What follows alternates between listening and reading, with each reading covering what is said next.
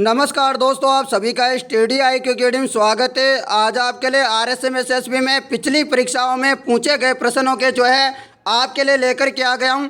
आज का 10वां पेपर का सॉल्यूशन करवा रहा हूं। आज का पेपर है दोस्तों लाइव स्टॉक असिस्टेंट का पेपर, उसका सॉल्यूशन करवा रहा हूं। 2015 से लेकर के 2020 तक के पूरे पेपरों तक का सॉल्यूशन करवाऊंगा। सभी विद्यार्थी तुरंत जुड़ जाए।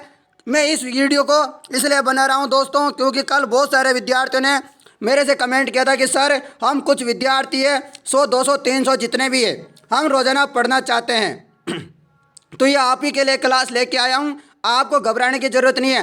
5 बच्चे देखेंगे ना क्लास को तब भी वीडियो बना के डालूंगा दोस्तों। 5 बच्चों को ही फ़ायदा हो, मुझे कोई दिक्कत नहीं है। आप ज़्यादा के पास शेयर करना चाहता हो तो कर दीजिएगा मित्रों, आपको बहुत बहुत धन्यवाद होगा। यदि नहीं करते हो कोई बात नहीं है, मैं आपको फिर भी पढ़ाऊंगा, ठीक है, कोई बात नहीं है। चलो अब शुरू करते हैं। महाशिवरात्रि पशु मेला किस स्थान पर आयोजित किया जाता है? तो महाशिवरात्रि पशु मेला जो है करौली में आयोजित किया जाता है। महाशिवरात्रि पशु मेला फाल्गुन कृष्ण त्रयोदशी से फाल्गुन कृष्ण चतुर्दशी तक मेला लगता है करौली जिले में। याद करना इम्पोर्टेंट है, हर परीक्षा में पूछा जाता है। ये प्रश्न भी इम्पोर्टेंट है। अगला प्रश्न, राजस्थान में कितने राज्य स्तरीय पशु मेले आयोजित किए जाते हैं? कितने आयोजित किए जाते हैं मित्रों? 10 मेले। राज्य में 10 पशु मेले आयोजित किए जाते हैं राज्य स्तरीय। ये इम्पोर्टेंट है आपके लिए। और सबसे ज़्यादा जो पशु मेला लगता है वो नागौर जिले में लगता है, आपसे पूछा जा सकता है। अगला प्रश्न आपके लिए, पशु पोषण आहार प्रयोगशाला कहाँ स्थित है? पशु पोषण आहार प्रयोगशाला कहाँ स्थित है? जामडोली जयपुर में है दोस्तों, जामडोली जयपुर में। पशु पोषण संस्था की स्थापना कब की गई मित्रों? 1991 में जामडोली जयपुर में की गई। इसका उद्देश्य पशु को संतुलित पौष्टिक आहार उपलब्ध कराना तथा पोषाहार संबंधी समस्याओं का निराकरण करना इसका मेन उद्देश्य है। कब इसकी उद्घाटन की थी? तो 1991 में, याद कर लेना। पशु पोषण आहार प्रयोगशाला जामडोली जयपुर में है। अगला प्रश्न होगा आपका दोस्तों, गोमती सागर पशु मेला कहाँ आयोजित किया जाता है? गोमती सागर पशु मेला कहाँ आयोजित किया जाता है? सही जवाब झालरापाटन झालावाड़ में मित्रों। गोमती सागर पशु मेला बैसाख शुक्ल त्रयोदशी से ज्येष्ठ पंचमी तक झालावाड़ जिले में झालरापाटन में बढ़ता है। ये हाड़ौती अंचल का सबसे बड़ा पशु मेला है। उसके अतिरिक्त ये चंद्रभागा पशु मेला भी बढ़ता है दोस्तों। गोमती सागर पशु मेले के अलावा यहाँ पर जो है चंद्रभागा पशु मेला भी आयोजित होता है। ये याद कर लेना, वेरी वेरी इंपॉर्टेंट जानकारी है। अगला प्रश्न आपके लिए, राजस्थान पशु चिकित्सा एवं पशु विज्ञान विश्वविद्यालय कहाँ है? राजस्थान पशु चिकित्सा एवं पशु विज्ञान विश्वविद्यालय कहाँ पर है? तो दोस्तों यह है बीकानेर में। कहाँ पर है मित्रों? बीकानेर में। राजस्थान पशु चिकित्सा एवं पशु विज्ञान विश्वविद्यालय राजूवास की स्थापना कब की गई मित्रों? इसकी स्थापना 2010 में स्थापना की गई। को बीकानेर की गई। कहाँ पर की गई थी दोस्तों? बीकानेर में। ये राज्य का एकमात्र वेटलरी विश्वविद्यालय है। क्या है दोस्तों? एकमात्र वेटलरी विश्वविद्यालय है जो राजस्थान पशु चिकित्सा एवं पशु विज्ञान विश्वविद्यालय है। राजस्थान का एक ही है, केवल ये। अगला प्रश्न है आपके लिए, राष्ट्रीय ऊंट अनुसंधान केंद्र कहाँ स्थित है? राष्ट्रीय ऊंट अनुसंधान केंद्र कहाँ है? सभी को पता होगा दोस्तों, राष्ट्रीय ऊंट अनुसंधान केंद्र बीकानेर में। राष्ट्रीय ऊंट अनुसंधान केंद्र जोहड़बीड़ दोस्तों, यहाँ पर एक जोहड़बीड़ जगह है, जोहड़बीड़ बीकानेर में है दोस्तों। इसकी स्थापना कब की गई थी? 5 जुलाई 1984 को। 5 जुलाई 1984 को जोहड़बीड़ बीकानेर में राष्ट्रीय ऊंट अनुसंधान केंद्र की स्थापना की गई। ऊंट केवल। अगला प्रश्न है मित्रों आपके लिए, प्रश्न क्या है? राजस्थान में संगठित किसान आंदोलन कहाँ से आरंभ हुआ था? राजस्थान में संगठित किसान आंदोलन कहाँ से शुरू हुआ था? तो बिजोलिया से हुआ था। राजस्थान में संगठित किसान आंदोलन बिजोलिया से आरंभ हुआ। बिजोलिया का पुराना नाम क्या मिलता है दोस्तों? बिजोलिया का पुराना नाम है विजयपल्ली। क्या है मित्रों? बिजोलिया का पुराना नाम विजयपल्ली था। यह भीलवाड़ा में ऊपर माल पटारी क्षेत्र में स्थित है, जिसमें दाकड़ किसान अधिक संख्या में निवास करते हैं। कौन से किसान? दाकड़ किसान। मित्रों, बिजोलिया किसान आंदोलन कब से कब तक चला? तो मैं बहुत बार बता चुका हूँ आपको। 1897 से 1941 तक। कब तक? 1941 तक, यानी कि 44 सालों तक चलने वाला अहिंसक आंदोलन दोस्तों, एकमात्र भारत का आंदोलन है दोस्तों जो इतने लंबे समय तक चला, और वो भी अहिंसक किसान आंदोलन। अगला प्रश्न है आपके लिए, वह स्थान जो अपने मृदा शिल्प यानी कि टेराकोटा के लिए प्रसिद्ध है। तो टेराकोटा के लिए क्या प्रसिद्ध है? टेराकोटा के लिए दोस्तों मोलेला गाँव दोस्तों प्रसिद्ध है। कहाँ का है मोलेला गांव? मोलेला गांव है दोस्तों राजसमंद का मोलेला गांव। वेरी वेरी इंपॉर्टेंट है, टेराकोटा याद कर देना मित्रों। मोलेला गांव, टेराकोटा कोटा समझ के केतुन मत कर देना, गलत हो जाएगा। मोलेला है दोस्तों राजसमंद में। अगला प्रश्न आपके लिए वेरी वेरी इंपॉर्टेंट प्रश्न है आपके लिए, और सभी विद्यार्थियों से मेरा एक और निवेदन है, रोजाना 9 बजे आपकी क्लास होती है, उसमें भी आना है। और ये 6 बजे रोजाना आप देख ही रहे होंगे ये क्लास होती है। कल नहीं हुई थी दोस्तों, मुझे भी थोड़ा सा अच्छा नहीं लगा था। आप क्या कमेंट वगैरह करते नहीं हो, लाइक करते नहीं हो, वीडियो को शेयर नहीं करते, मुझे कल बुरा लगा। फिर 2-3 बच्चों ने मुझे कमेंट किया कि सर हम आते हैं, हम 2 बच्चों के लिए क्या आप क्लास नहीं लोगे क्या? हम क्या आपके छोटे भाई नहीं हैं क्या? तो फिर मैंने सोचा कि 2 बच्चे आ रहे हैं, 2 बच्चों के लिए मैं क्लास लूँगा, पर रोजाना लूँगा।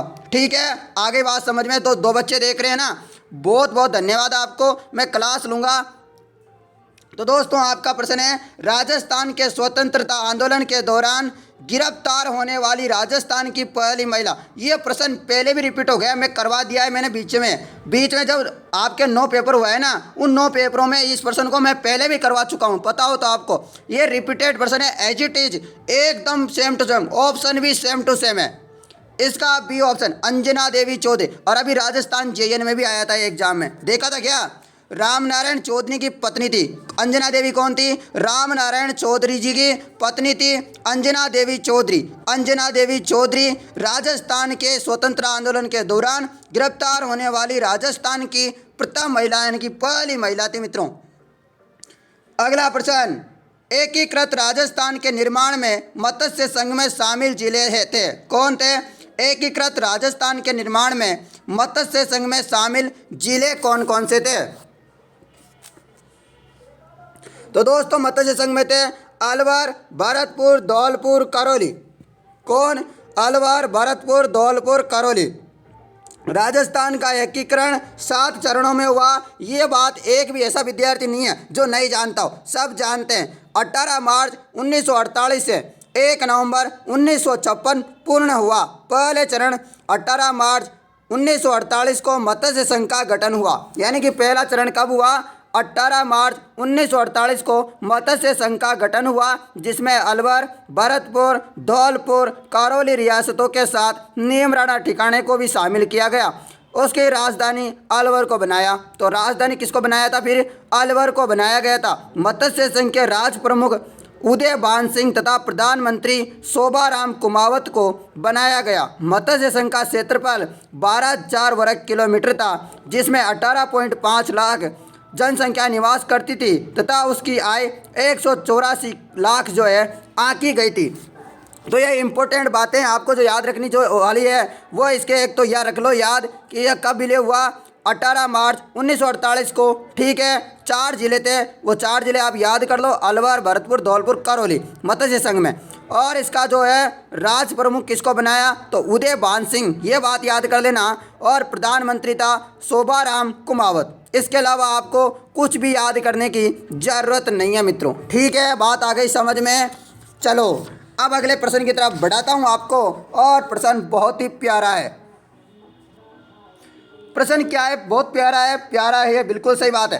राजस्थान में 1857 की क्रांति के समय यहाँ के AGG यानी कि एजेंट टू गवर्नर जनरल कौन थे?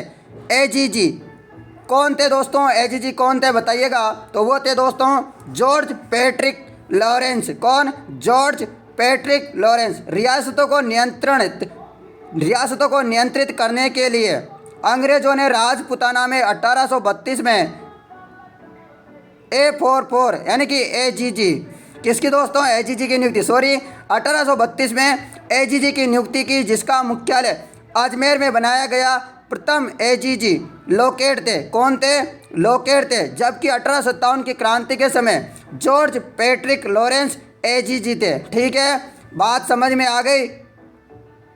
प्रथम AGG कौन थे, तो लोकेट थे, कौन, लोकेट, याद रखना।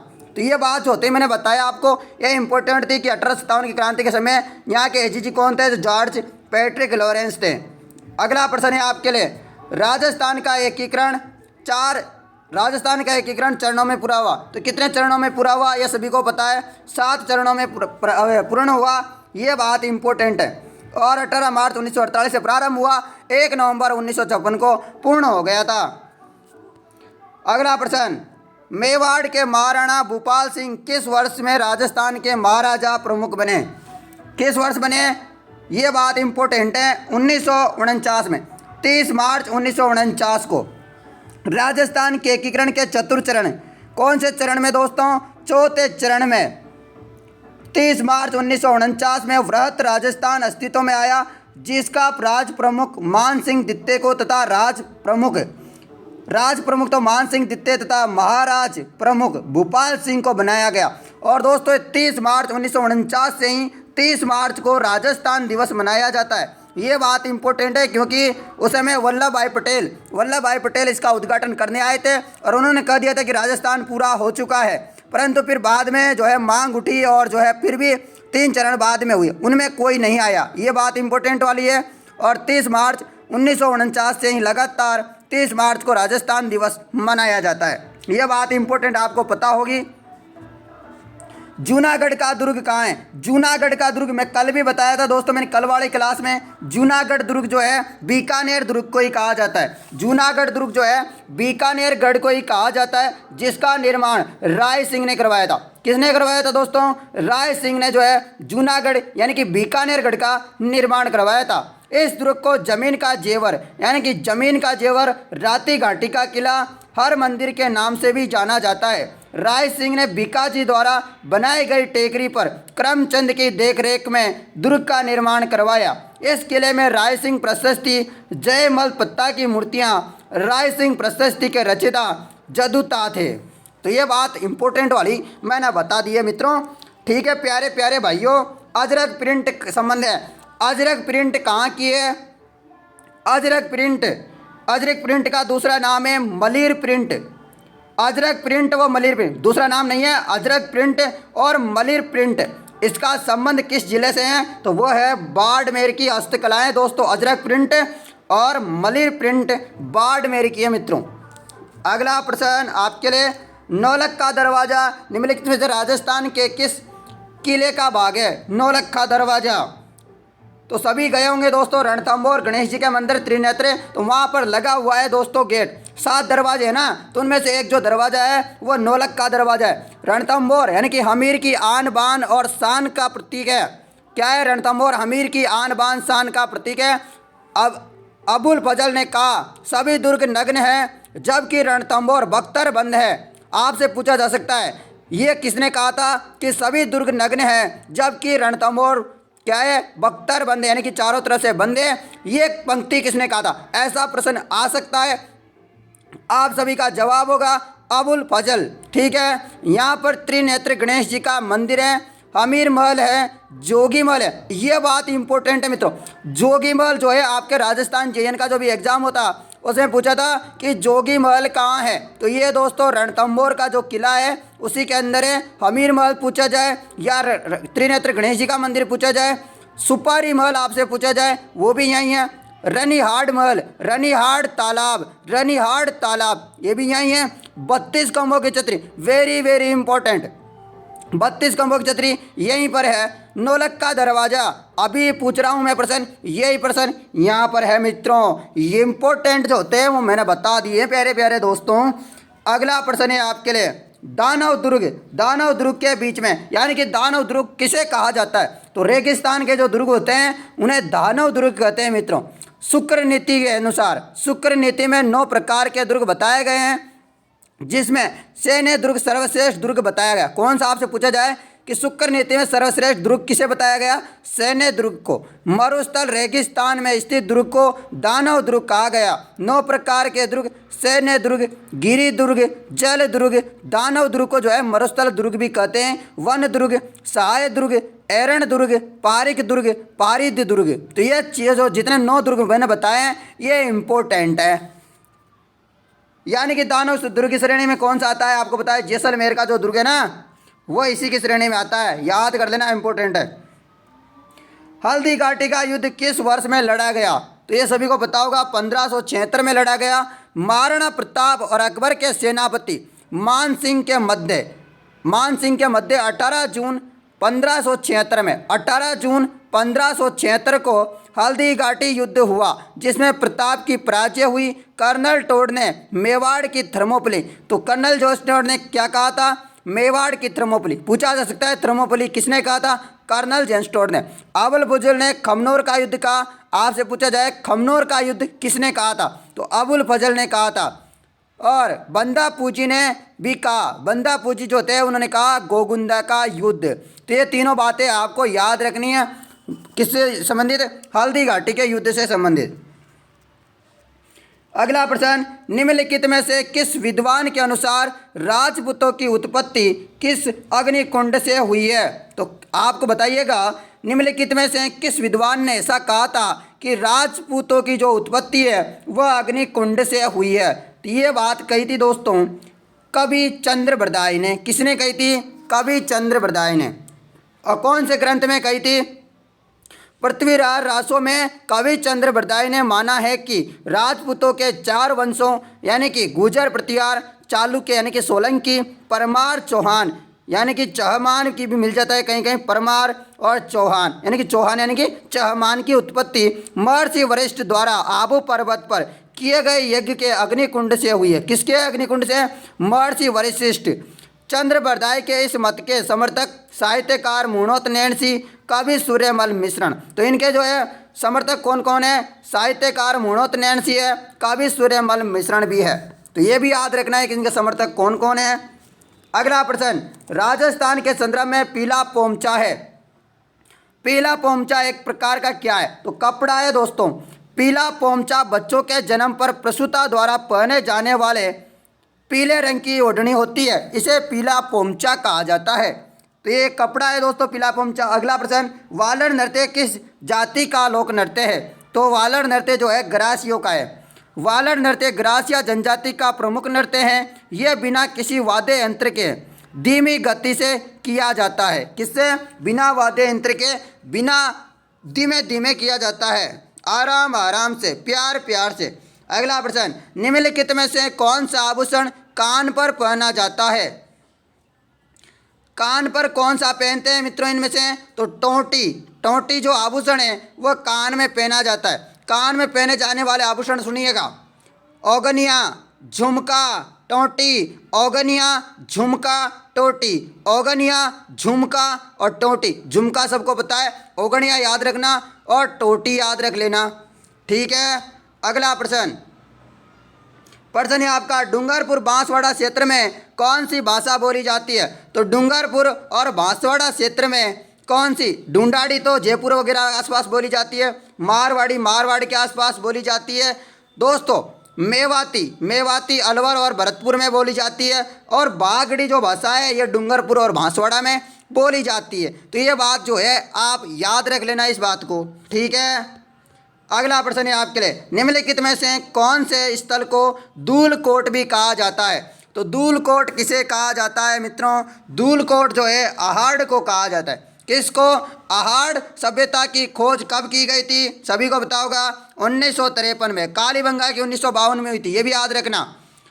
तो 1953 में किसने की थी? अक्षय कीर्ति व्यास ने की थी। तथा उत्खनन किसने किया? HD सामलिया ने, रतन चंद्र अग्रवाल ने किया। यह सभ्यता आड़ बेड़च नदी के तट पर विकसित हुई। इसको प्राचीन नाम बनास की सभ्यता, आगातपुर, धूलकोट यानी कि मिट्टी का टीला या नींव में पत्थर का प्रयोग किया गया। इसे ताम्रवती नगरी भी कहा गया है क्योंकि यहाँ से तांबे के बड़े बड़े ढेर यहाँ पर प्राप्त हुए हैं। अगली खबर है आपके लिए, खबर नहीं क्वेश्चन सुन लीजिएगा। पृथ्वीराज विजय के लेखक हैं। पृथ्वीराज विजय के लेखक कौन है? तो वो है जयानक, कवि जयानक ने 12वीं सदी, कवि जयानक ने 12वीं सदी के अंतिम चरण यहाँ पर पृथ्वी विजय नामक ग्रंथ लिखा। इस ग्रंथ में सपाद लक्ष्य चौहान राज्य के राजनीतिक एवं सांस्कृतिक इतिहास की जानकारी मिलती है। तो ये इंपॉर्टेंट क्वेश्चन है, याद कर लेना इस क्वेश्चन। आपका अगला प्रश्न है मित्रों, क्या है प्रश्न? गोविंद गिरी, दोस्तों इंपॉर्टेंट प्रश्न। गोविंद गिरी के नेतृत्व में भील आंदोलन को दबाने के लिए मानगढ़ का जनसंहार किस वर्ष हुआ? वेरी वेरी इंपॉर्टेंट, मैं बहुत बार बता चुका हूं इस प्रश्न को। तो ये हुआ था दोस्तों 1913 में। जलियांवाला बाग हत्याकांड से भी पहले हो गया था मित्रों। गोविंद गिरी ने किलों में व्याप्त कुरीतियों को दूर करने के उद्देश्य से भगत आंदोलन चलाया। बिलों में जो है व्याप्त कुरीतियाँ है ना दोस्तों, बिलों में व्याप्त कुरीतियों को दूर करने के उद्देश्य से भगत आंदोलन चलाया। उन्होंने 1883 में क्या दोस्तों? 1883 में संप सभा की स्थापना की। किस सभा की? संप सभा की। और संप सभा का जो सम्मेलन है वो 1913 में मानगढ़ पहाड़ी, कहाँ? बांसवाड़ा पर हुआ, जिसमें अंग्रेजों द्वारा गोलियां चलाई गई धड़ाधड़ और नरसंहार में सैकड़ों लोग जो है शहीद हो गए। और आज वहाँ पर जो है मेला लगता है दोस्तों। क्या लगता है? मेला लगता है। आपसे पूछा जाए गोविंद गिरी का संबंध किस जिले से, तो गोविंद गिरी का संबंध तो दोस्तों किससे है? डूंगरपुर से है। पर ये जो काम हुआ था, ये मानगढ़ का जनसंहार, ये बांसवाड़ा जिले में हुआ था। ठीक है दोस्तों, याद रखना। संप सभा की स्थापना भी याद रखना 1883 में हुई थी। अगला प्रश्न, राजस्थान के निम्नलिखित में से कौन सा एक भौतिक विभाजन सर्वाधिक क्षेत्रफल वाला है? तो कौन सा है वह? तो सभी का राइट आंसर है उत्तर पश्चिम मरुस्थलीय प्रदेश। कौन सा? उत्तर पश्चिमी मरुस्थलीय प्रदेश। याद रख लेना, इंपॉर्टेंट है। अब मैं कुछ चीज़ आपको बताने वाला हूँ इससे रिलेटेड, और बहुत बार परीक्षा में पूछी जाती है मेरे भाई, याद कर लो, सुन लो मेरी बात, बहुत इंपॉर्टेंट बताऊंगा। ठीक है, याद रखोगे क्या? याद रखोगे ना सभी? मैं बता रहा हूँ आपको। यहाँ पर खाली जगह ले ली मैंने, अब खाली जगह मैं आपको बताऊंगा। यहाँ पर एक इम्पोर्टेंट है उत्तर पश्चिमी, यानी कि उत्तर पश्चिमी और मरुस्थलीय। याद, मैंने इतना सा लिख दिया, उत्तर पश्चिम मरुस्थलीय, इधर सुन लो। और यहाँ पर है अरावली प्रदेश, ठीक है। उसके अलावा यहाँ पर है पूर्वी मैदानी प्रदेश, ठीक है। उसके अलावा यहाँ पर दक्षिण पूर्वी पठारी प्रदेश, ठीक है। अब यहाँ पर क्षेत्रफल कितना है दोस्तों? उत्तर पश्चिमी मरुस्थलीय प्रदेश में जो क्षेत्रफल है वो 61.11% है। और आप याद रख लो, अरावली प्रदेश में कितना क्षेत्रफल है? 9% के लगभग है। कितना? 9%। इंपॉर्टेंट है, याद कर लो दोस्तों। अरावली प्रदेश में 9% है। पूर्वी मैदानी प्रदेश में याद रखना कितना है? पूर्वी मैदानी प्रदेश में क्षेत्रफल है 23%। उसके अलावा दक्षिण पूर्वी पठारी प्रदेश याद रखो, इंपॉर्टेंट है, यानी कि हाड़ौती वाला जो क्षेत्रफल आ जाता है ना, वो वाला कितना है? 6.89%। कौन सा? कितना? 6.89%। याद रख लो, यानी कि जो मरुस्थल वाला है वो 61.11, और उत्तरी अरावली वाला जो है 9%, पूर्व मैदानी वाला प्रदेश 23%, दक्षिण पूर्वी वाला 6.89, ठीक है। जनसंख्या अब पूछी जाती है कि उत्तरी पश्चिमी मरुस्थलीय प्रदेश है, यहाँ पर जनसंख्या कितने निवास करती है, क्षेत्रफल कितना है? तो जनसंख्या यहाँ पर 40% निवास करती है, यानी कि जो है क्षेत्रफल से भी कम जनसंख्या है। उसके अलावा अरावली में कितनी है? 10% जनसंख्या है। और पूर्वी मैदानी प्रदेश में कितनी है? 39। सबसे ज़्यादा दोस्तों, सबसे ज़्यादा अधिक घनत्व वाला जो है प्रदेश पूछा जाए तो पूर्वी मैदानी प्रदेश, सबसे कम पूछा जाए तो जो है उत्तर पश्चिमी मरुस्थलीय प्रदेश होगा। और दक्षिण पूर्वी पठारी प्रदेश, यहाँ पर 11% जो है जनसंख्या पाई जाती है दोस्तों राजस्थान की। अगला आप यहाँ बात करते हैं तो उत्तर पश्चिमी जो मरुस्थलीय प्रदेश है इसमें 12 जिले आते हैं, अरावली प्रदेश में 13 जिले आते हैं, पूर्वी मैदानी प्रदेश में 10 जिले आते हैं, दक्षिण पूर्वी पठारी प्रदेश में 7 जिले आते हैं। अब मिट्टी कौन कौन सी है ये बता देता हूँ। जो उत्तरी पश्चिमी जो मरुस्थलीय प्रदेश है दोस्तों, यहाँ पर जो है मिट्टी पाई जाती है बलुई मिट्टी। कौन सी? बलुई मिट्टी, एंटीसोल, एरिडोसोल, इस प्रकार की मिट्टी पाई जाती है, इनके याद कर लेना। अरावली प्रदेश में जो मिट्टी पाई जाती है वो पर्वतीय, यहाँ पर अरावली है तो पर्वतीय पाएगी। और पूर्वी मैदानी प्रदेश में कौन सी पाई जाती है? जलोढ़ मिट्टी। कौन सी? जलोढ़। और दक्षिण पूर्वी पठारी प्रदेश में जो है हल्की काली मिट्टी पाई जाती है मित्रों।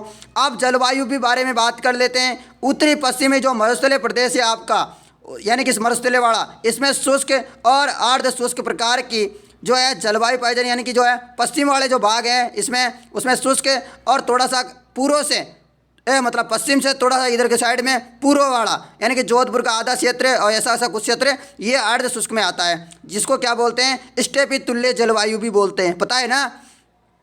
अरावली प्रदेश में जो कौन सा पाया जाता है जलवायु? उप आर्द्र। और पूर्वी मैदानी प्रदेश में आर्द्र। दक्षिणी पूर्वी पठारी प्रदेश में अति आर्द्र। कौन सी? अति आर्द्र। तो ये बात जो है मैंने बताई है, समय ज़्यादा लग गया है पर याद भी हो गया होगा।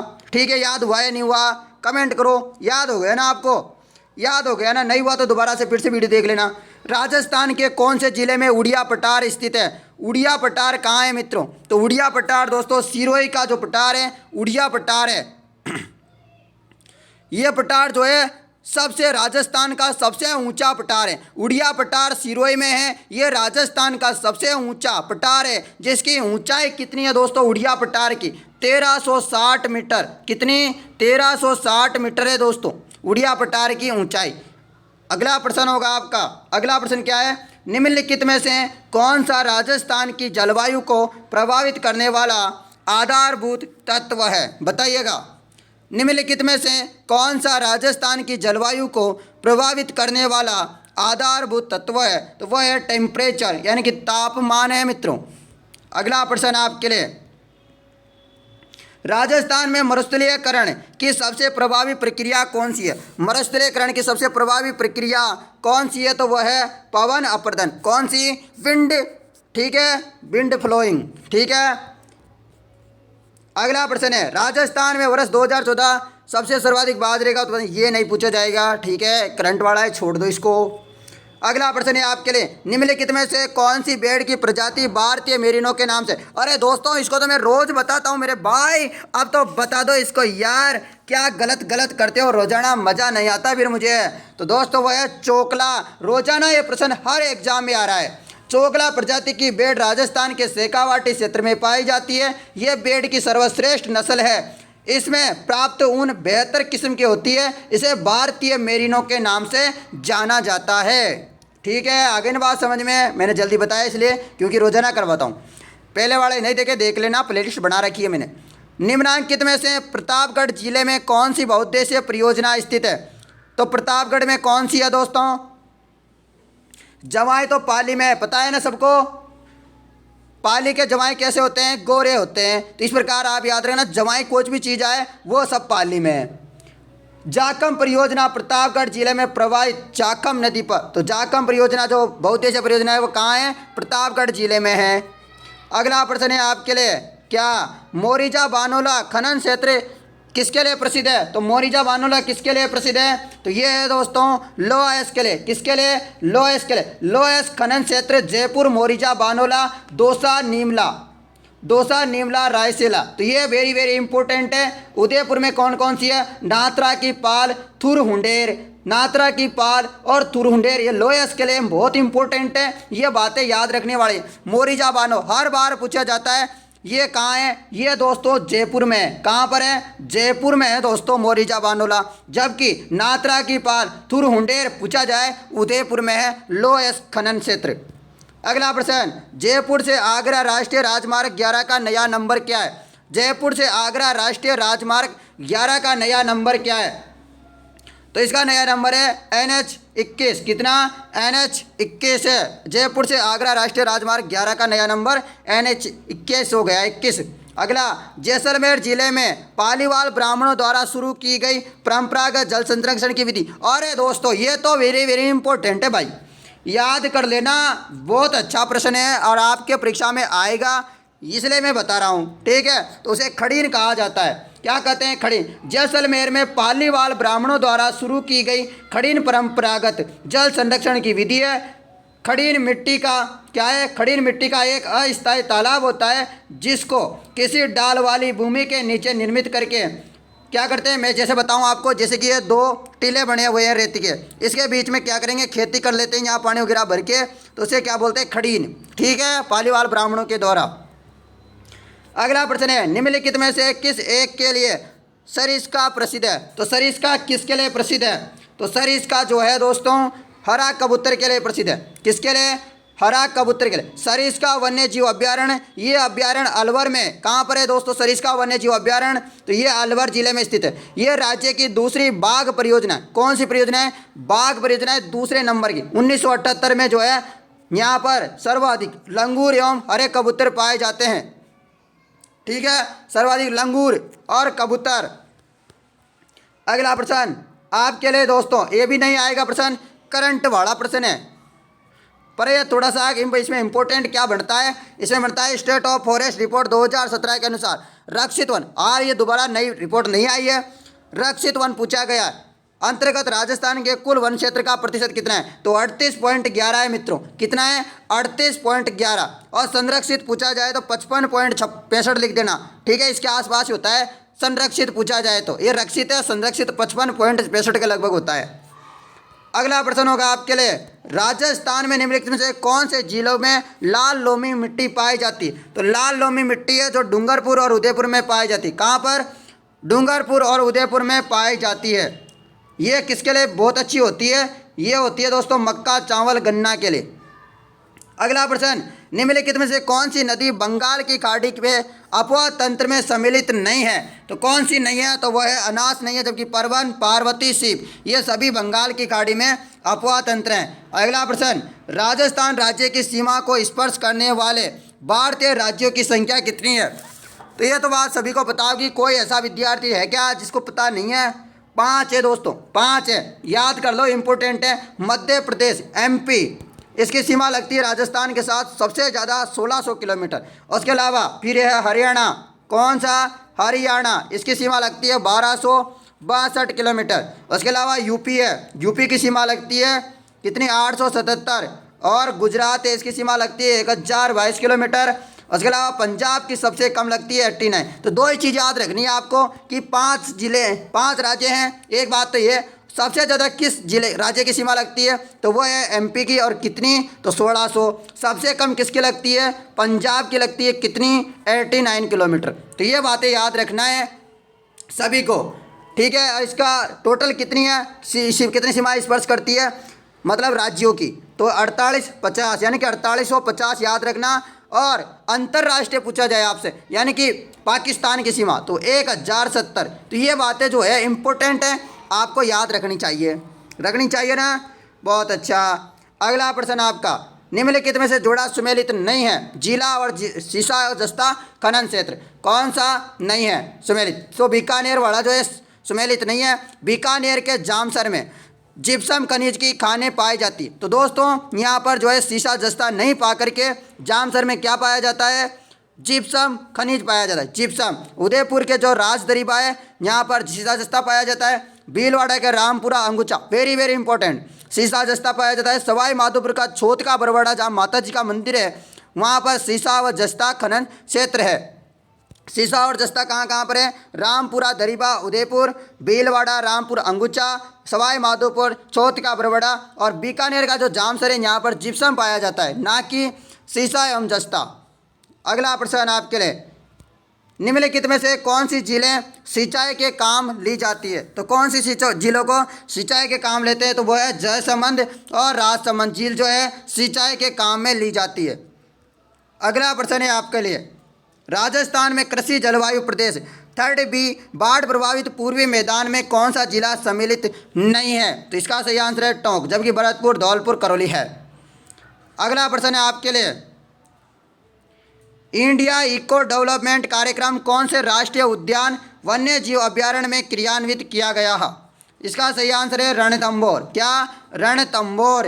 अगला प्रश्न होगा आपके लिए मित्रों, प्रश्न क्या है आपके लिए, शुष्क सागवान वन राजस्थान के निम्नलिखित से किस जिले में पाए जाते हैं? तो शुष्क सागवान वन, ये तो सभी को पता है, क्या है? बांसवाड़ा। ठीक है, बांसवाड़ा। शुष्क सागवान वन 75 से 100 सेंटीमीटर वार्षिक वर्षा वाले क्षेत्रों में पाए जाते हैं। राजस्थान में वन मुख्यतः बांसवाड़ा जिले में पाए जाते हैं। इसके अलावा प्रतापगढ़, डूंगरपुर, आबू, बारा, झालावाड़, कोटा में अन्य वृक्षों के साथ मिश्रित रूप में पाए जाते हैं। तो ये बात जो है इम्पोर्टेंट थी और आपको याद रखनी है। आज के 46 प्रश्न मैंने करवाए हैं आप लोगों के लिए। 46 में से आपके कितने सही है कमेंट करके बताना। और आज जो मैंने क्लास ली है आपके लिए, ये क्लास पसंद आई है तो कमेंट करना और एक लाइक ज़रूर करके बताना दोस्तों कि आपको अच्छा लगता है। तब हमें पता लगता है कि आपने अच्छा लगा है तो आपने लाइक किया है। धन्यवाद मित्रों। और आपका कोई भी फीडबैक है तो आप कमेंट करके ज़रूर बताना। जय हिंद दोस्तों, जय भारत। सभी के लिए बहुत बहुत धन्यवाद।